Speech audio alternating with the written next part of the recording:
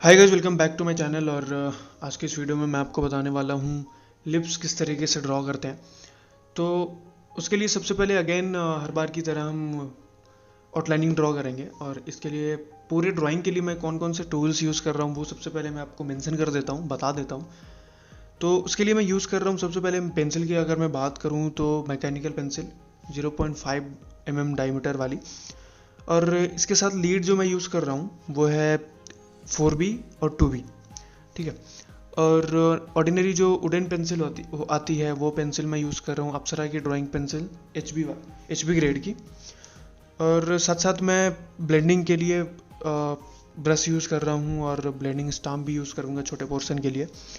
तो बस यही दो तीन टूल्स हैं जो मैं यूज़ करूँगा ड्रॉ करने के लिए। और हाँ, हाईलाइट के लिए मैं मोनो ज़ीरो इरेज़र और वाइट जेल पेन यूज़ करूँगा। तो ये सारी चीज़ें हैं, ये टूल्स हैं जो मैं यूज़ करने वाला हूँ आउटलाइनिंग ड्रॉ करने के लिए। तो अब मैं बात करता हूँ कि किस तरीके से ड्रॉ करना है आउटलाइनिंग। वैसे ये एक अलग टॉपिक है जिसको मैं डिटेल में वीडियो बन सकती है और आप डिटेल में समझ सकते हो। तो उसमें एक और वीडियो मैं बना दूंगा जिसमें मैं केवल आउटलाइनिंग की बात करूंगा और डिटेल में आपको बताऊंगा अलग अलग मेथड, जो बहुत सारे मेथड्स हैं ड्रॉ करने के, वो सारी चीज़ें। यहाँ पे मैं जो मेथड यूज़ कर रहा हूँ वो डायरेक्टली मैं मेज़र करके मेजरमेंट लेके ड्रॉ कर रहा हूँ। जो फ़ोन में या फिर किसी चीज़ में आप रेफरेंस को आप देख रहे हो वहाँ से आप मेज़र करते हो, आप एक साइज़ आइडेंटिफाई करते हो कि आपको कितने साइज़ में वो चीज़ बनानी है और उसके हिसाब से फिर आप रेशियो लेते हो और आप उसको ड्रॉ करते हो, ठीक है। तो उसी मेथड को यूज़ करके मैं आउटलाइनिंग ड्रॉ कर लेता हूँ। और रेफरेंस मैं आपको दिखा देता हूँ, कॉर्नर पे आप देख सकते हो कि किस तरीके से रेफरेंस है और किस तरीके से मैं मेज़र कर रहा हूँ। बहुत ज़रूरी है। अगर आप यहाँ पे आपने एक्यूरेसी अचीव नहीं करी, मैं हर हर वीडियो में मैं आपको बताता हूँ जिसमें मैं आउटलाइनिंग की बात करता हूँ कि अगर आपने आउटलाइनिंग में एक्यूरेसी अचीव नहीं करी तो आगे आपको बहुत दिक्कत हो सकती है। शेडिंग में आप उसको सुधार नहीं पाओगे पूरी तरीके से।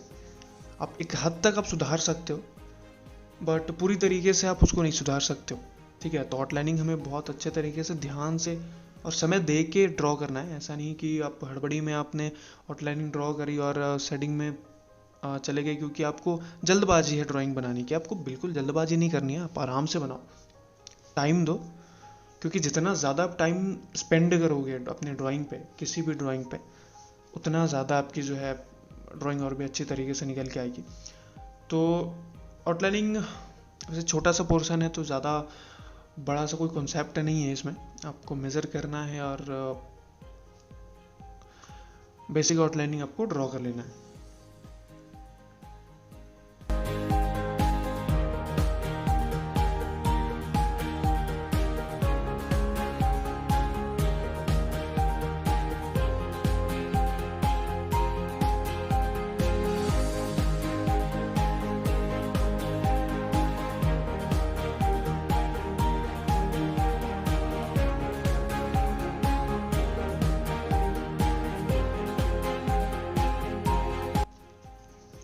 तो आउटलाइनिंग के बाद हम सबको पता है कि हमें क्या करना होता है। हम फर्स्ट लेयरिंग देंगे शेडिंग की, बट लेयरिंग देने के पहले मेक श्योर कर लो कि आपने जो आउटलाइनिंग ड्रॉ करी है उसमें कोई करेक्शन की ज़रूरत तो नहीं है। अगर ज़रूरत है आप अगेन आप आउटलाइनिंग में जाओ और करेक्ट कर लो उसको, ठीक है। तो यहाँ पे मुझे लगता है कि ऑलमोस्ट करेक्ट ही है। आप 100% भी करेक्ट नहीं कर सकते क्योंकि वो शेडिंग में बहुत छोटी छोटी डिटेल हम जब शेड करते हैं और फाइनल जब हम फिनिशिंग देते हैं तो वहाँ पे हमें छोटी छोटी चीज़ें पता चलती हैं। तो मोटा मोटी अगर हम लेके चलें तो ये कंप्लीट हो चुका है, तो हम तैयार हैं फर्स्ट लेयरिंग के लिए। तो फर्स्ट लेयरिंग को अलग अलग नाम से बुलाया जाता है, अलग अलग तरीके से बोलते हैं। कुछ लोग इसे फर्स्ट लेयरिंग बोलते हैं, लाइट शेडिंग बोलते हैं, और भी बहुत सारे नाम से बोला जाता है, तो हमें उससे फ़र्क नहीं पड़ता। तो यहाँ पे मैं यूज़ करूँगा HB पेंसिल जो कि है अप्सरा की, और बहुत ही हल्के हाथों से हमें ड्रॉ करना है। और सर्कुलर मोशन मैं इसलिए यूज़ कर रहा हूँ क्योंकि ये थोड़ा सा कर्व टाइप का जो स्ट्रक्चर होता है और वहाँ पे अच्छे तरीके से हम उसको दिखा सकते हैं सर्कुलर मोशन से हम सेट करके। या फिर आप कंटूर लाइन भी ड्रॉ कर सकते हो क्लोज में।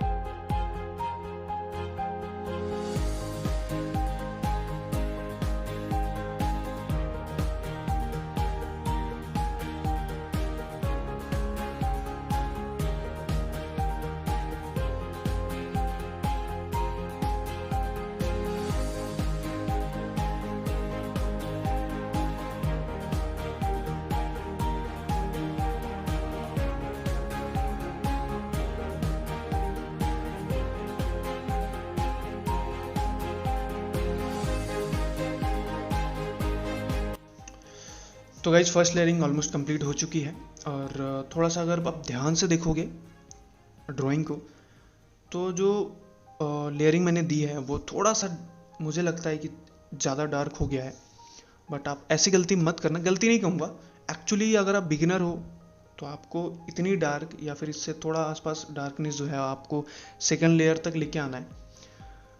जब आपकी स्किल्स डेवलप हो जाएंगी, आप अच्छे तरीके से ड्रॉ करने लग जाओगे, आपके अंदर का जो डर है कि अगर मैं डार्क शेड करूँ या फिर इस तरीके से ड्रॉ करूँ तो गलत हो जाएगा ऐसा, तो आपके अंदर जो डर है वो ख़त्म होगा, तो आप इन सब चीज़ों को ओवरकम कर सकते हो। ठीक है, तो अगर आप बिगिनर हो तो इतना डार्कनेस आप सेकंड लेयर में लेके आओ।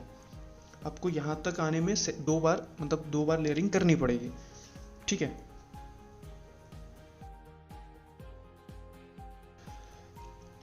ओके गाइस, तो डार्क वैल्यूज़ ऐड करने का टाइम हो गया है।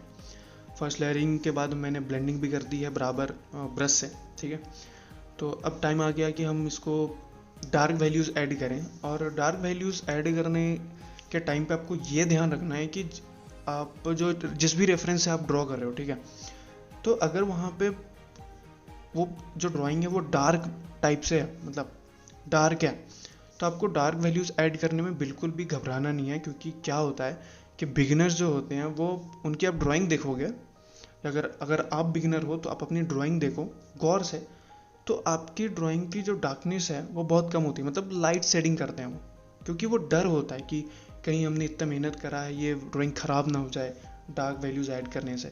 तो कहीं ना कहीं मैं ये समझता हूँ कि डार्कनेस जो है ना जिसकी ड्राइंग में कम है, अब ऐसा नहीं है कि कोई ड्राइंग है जो डार्क टाइप ही है तो उसकी मैं बात नहीं कर रहा हूँ, वैसी ड्राइंग की मैं बात कर रहा हूँ जो डार्क है बट हम डार्क बना नहीं पाते हैं, वो डर दिखाता है। तो ये डर को हमें निकालना है। अगर कोई ड्राइंग डार्क वैल्यूज से, मतलब डार्क वैल्यूज टाइप है, डार्कनेस है उस ड्राइंग में, उस रेफरेंस में, तो आप बेशक, अगर देखो 1-2 ड्राइंग आपकी बेकार या फिर ख़राब हो भी जाए, कोई चक्कर नहीं है, कोई प्रॉब्लम नहीं है। आगे जाके आपकी कॉन्फिडेंस लेवल बढ़ेगी, आप उनसे सीखोगे कि कहाँ पे आपने गलती कर दी, धीरे धीरे करके आप उस चीज़ को सुधार लोगे, ठीक कर लोगे।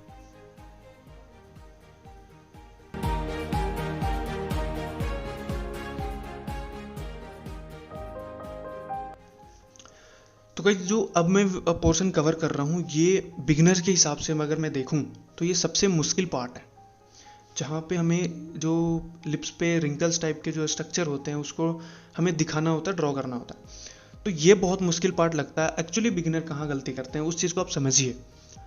वो क्या करते हैं, रिंकल्स अगर उनको ड्रॉ करना है तो सिंपली वर्टिकल लाइन और हॉरिजॉन्टल लाइन इस तरीके से वो, मतलब स्ट्रक्चर बस वो लाइनें खींच देते हैं, उसके आसपास की सेटिंग नहीं कर पाते क्योंकि बहुत बारीक काम है।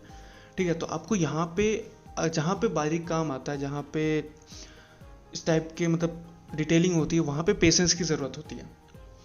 अगर धीरे धीरे जिस तरीके से आपकी पेशेंस डेवलप होगी, आप बिगिनर से इंटरमीडिएट और प्रो बन जाओगे इस मामले में। ठीक है, तो आपको ये ध्यान रखना है कि आप लाइनें खींच रहे हो, आप देखो मैं किस तरीके से ड्रॉ कर रहा हूँ, लाइनें खींच रहे हैं, उसके साथ में उसके आसपास के एरिया को ऑब्जर्व करके अच्छे तरीके से वहाँ पे जिस तरीके की शेडिंग है, मैं शेडिंग भी दूंगा। शेडिंग करने से हमारी जो ड्राइंग है वो 2D से 3D बनती है। अगर हम केवल लाइन ड्रॉ करेंगे तो वो उस टाइप से वो रियलिस्टिक नहीं दिखेगी, वो लगेगी कि बस स्ट्रक्चर ड्रॉ करके छोड़ दिया। तो अगर हमें उस चीज़ को रियलिस्टिक बनाना है, 3D टाइप से लेके आना है, तो वहाँ के आसपास एरियाज़ को अगर आप वैसे भी ऑब्जर्व करो लिप्स को या फिर किसी भी स्ट्रक्चर को, तो वहाँ पे शेडिंग टाइप बहुत सारी चीज़ें मिलेंगी। तो शेडिंग बहुत इंपॉर्टेंट पार्ट है।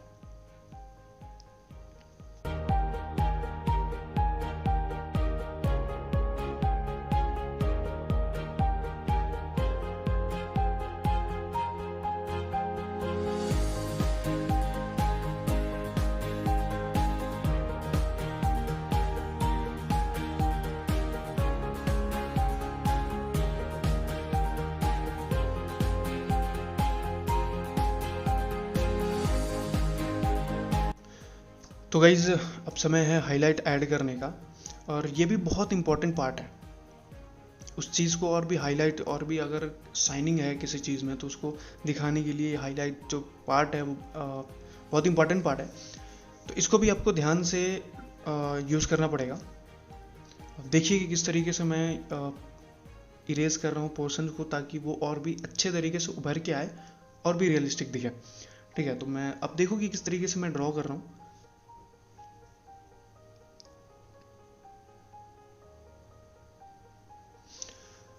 तो मोनो जीरो इरेजर के बाद हम और भी वहाँ पे और भी शाइनिंग प्रोवाइड करने के लिए उस पोर्शन में थोड़े थोड़े टिप्स की तरह मैं वहाँ पे ड्रॉ करूँगा वाइट जेल पेन से। और यहाँ पे आपको रेगुलरली और लगातार आपको रेफरेंस को ऑब्जर्व करना पड़ेगा कि कहाँ पे आपको इस चीज़ की ज़रूरत है। जहाँ पे नीड नहीं है वहाँ पे ड्रॉ करने की ज़रूरत नहीं है, वहाँ पे वाइट जेल पेन चलाने की ज़रूरत नहीं है। कहाँ पे आपको ज़रूरत लग रही है, कहाँ पे आपको लग रहा है कि हाँ यहाँ पे शाइनिंग ज़्यादा है, यहाँ पे वाइट जेल पेन की ज़रूरत है, आप वहाँ पे यूज़ करो। जहाँ पे ज़रूरत नहीं है आप वहाँ पे मत यूज़ करो। जहाँ पे कम है आप वहाँ पे वाइट जेल पेन चला के थोड़ा सा आप ब्लेंड कर दोगे तो उसकी जो लाइट वाइटनेस है वो थोड़ी सी कम हो जाती है। तो वो एक तरीके से मतलब आप उसको मिक्स कर सकते हो।